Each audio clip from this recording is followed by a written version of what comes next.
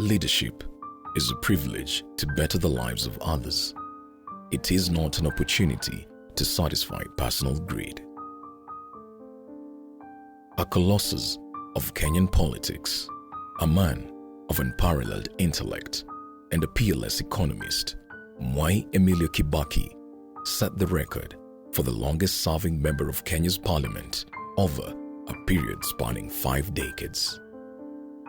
But the zenith of his leadership was when in 2002, he was sworn in as the 3rd president of our great republic.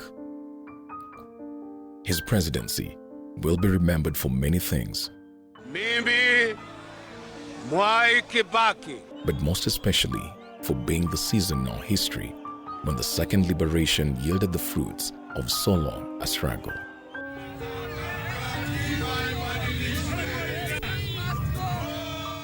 For this reason, his contribution to the furtherance of Kenya's multi-party democracy cannot be forgotten.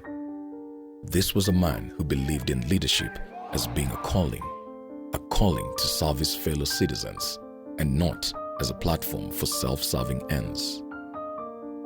What many may not know is how exactly he entered politics.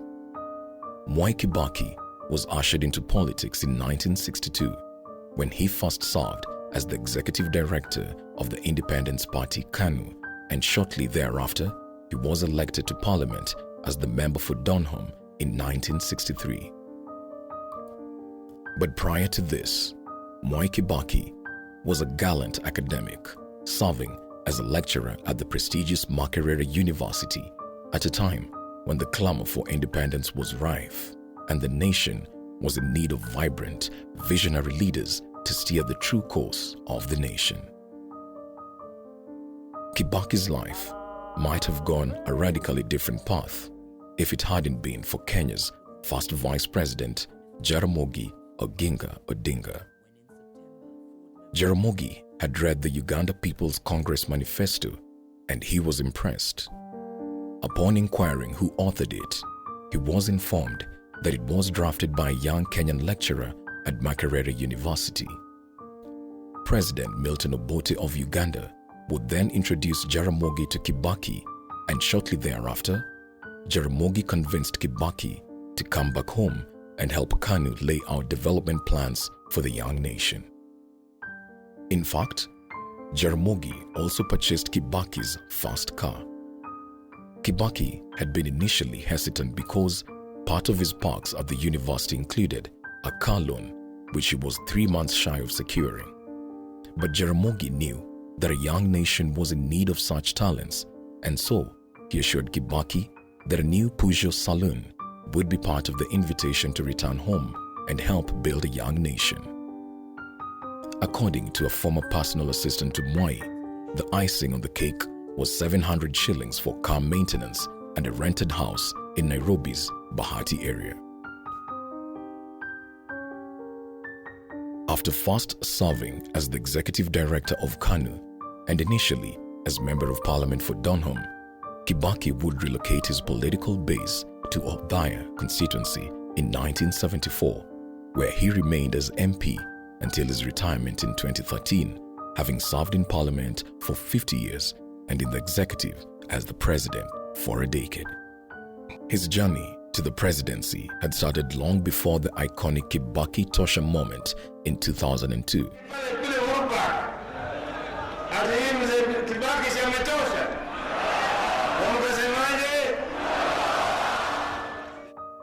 It had started during the time when the clamor for constitutional revision and multi-partyism had reached fever pitch at the dawn of the 90s. Many Kenyans were at the time agitating for the provision in the constitution that introduced a single-party state to be repealed. A few days after Section 2A of the constitution was repealed, that I have today assented to the bill as a sign of my commitment to political reforms. Kibaki joined other political heavyweights including former Kajiado Member of Parliament John Keane, Raila Odinga, Martin Shikuku, James Orengo, and Charles Rubia to advocate for multi-party democracy. When Kibaki was launching his Democratic Party and advocating for a multi-party system of democracy, Raila Odinga was in exile in Norway for 6 months after being released from jail for opposing the single-party government. Raila joined Ford after returning from Norway. The two vibrant leaders' political journey was poised to be entwined later in life. Despite Kibaki's affiliation in the DP and Raila's membership in Ford, their vision for Kenya, particularly in matters of democracy, led them meeting again in 2002 when they managed to transform and redefine Kenya's political environment by legally abolishing the single-party state. Raila Odinga headed a group of KANU leaders who believed that the late President Daniel Arap Moi had double-crossed them by appointing Uhuru Kenyatta as his successor in 2002. Na nikaona kwamba yule ambaye anaweza kuendelea kupeleka wananchi kama vile mimi ningependelea wananchi kuongozwa ni Uhuru Kenyatta.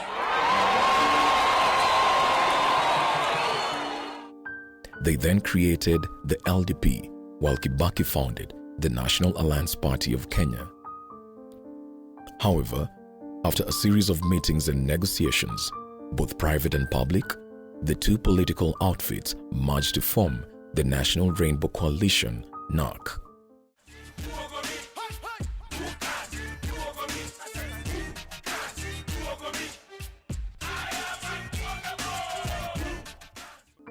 What followed thereafter is the iconic moment ingrained in the mind of many Kenyans when Raila's voice thundered across Uhuru Park when he declared Kibaki Tosha.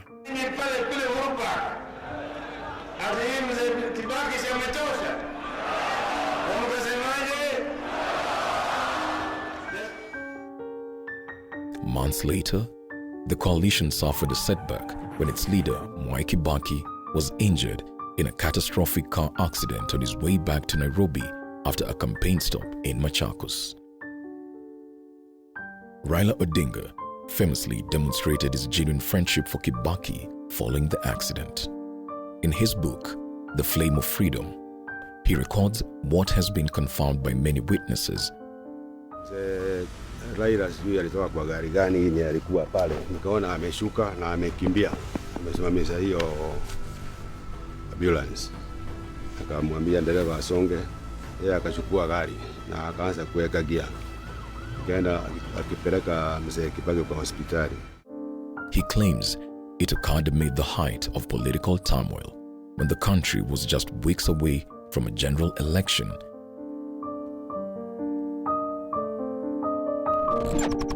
He seized the wheel and raced to hospital with the singular purpose of making sure a badly injured Kibaki survived. According to Kibaki's personal and longtime doctor, Dr. Dan Gikonyo, Raila again took the lead and made sure that Kibaki got safely on board a plane to travel to receive specialized medical attention in London. They gave us 3 seats at the back of the plane. And I remember Honorable Raila Odinga, who was with us in that movement, I said, no, we cannot put our president in the back of the plane. We must put him in first class. And when we got there, Kenya demanded that then if you're going to go to first class, we must pay. And I remember all this was done by Raila Odinga. And he was there and he said, if you're going to pay, we are going to pay. And we must get seats on the front of the plane. The difficult thing was how to get a stretcher onto the front of the plane. The aisle is not wide enough to carry a stretcher. And I still remember, I have a lot of respect for Raila. He came with some young men, about 8 or 9 of them. And they carried that stretcher across that aisle to the front on their knees. They went on their knees, they carried the stretcher up on their hands, and on their knees they went from the entrance to the front seat of the plane. I've never forgotten.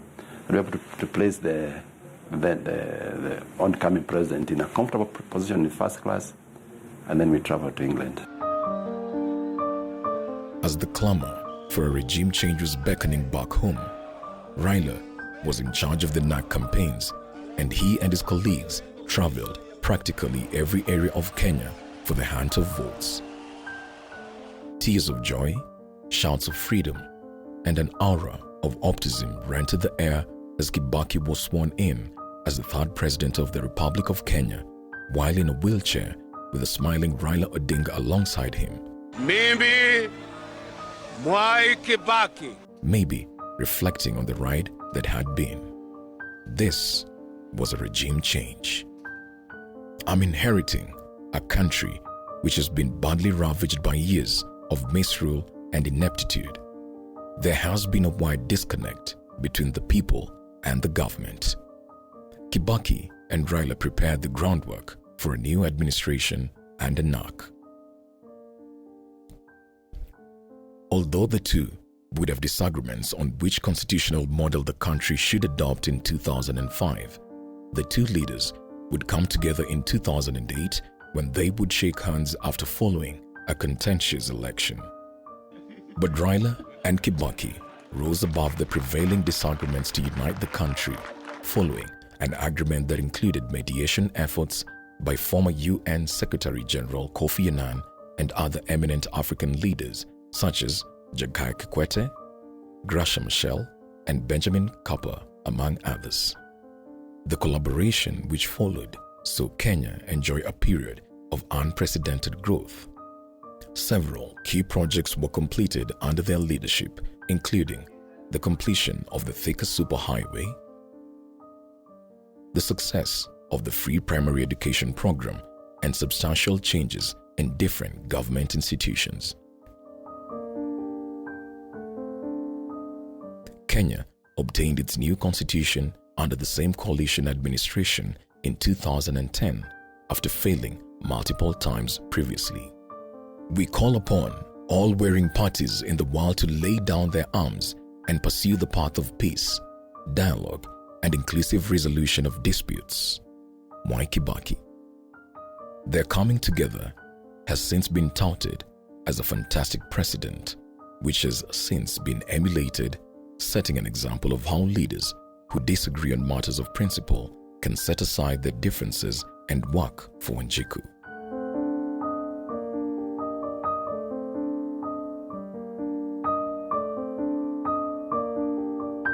Kibaki's devotion as a transformational leader will be remembered. A man with little words but great deeds, a true epitome of great leadership.